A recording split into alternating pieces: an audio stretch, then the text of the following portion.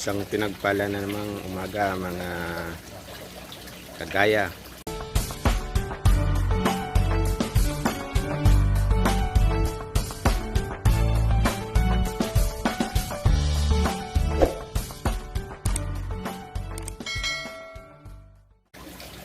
So ipapakita ko sa episode na to kung paano gumawa ng geyser pump or airlift pump na pwede nating gamitin sa ating mga aquaponics.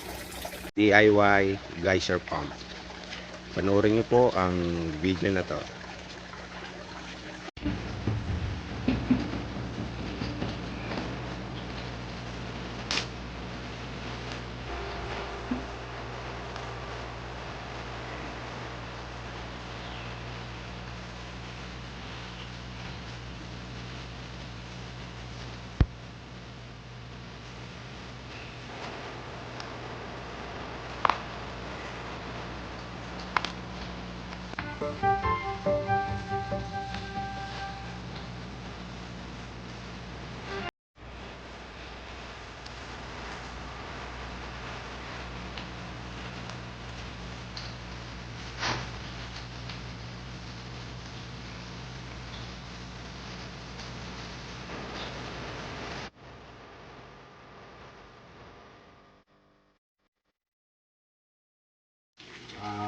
Mga kagaya, i-testing na natin yung ating geyser pump or air pump na ginawa natin.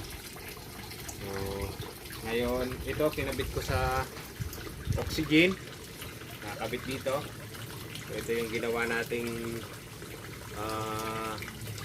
connection sa loob, parang inverted na ano lang to sa siphon. So ngayon i-testing natin kung kaya niyang mag-lift ng tubig dito sa pan ng magamit. So ito ilulubog ko na. Ilulubog natin, tingnan natin kung magkano siya. Oh, yan. Ang bilis gumana.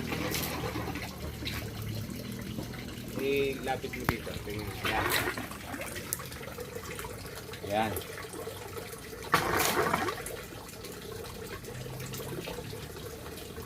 So, pwede tayo gumamit ng ganito kahit wala tayong submersible pump. Makaka-transfer tayo ng tubig sa ating grow beds o papunta sa ating filter. So pwede pala to DIY. So ano lang to, ganon, saka isang key sa isang elbow, saka isang microtube na lagayan natin ng ng hangin. So yan, working siya, working. So ayan mga kagaya, salamat sa inyong panonood.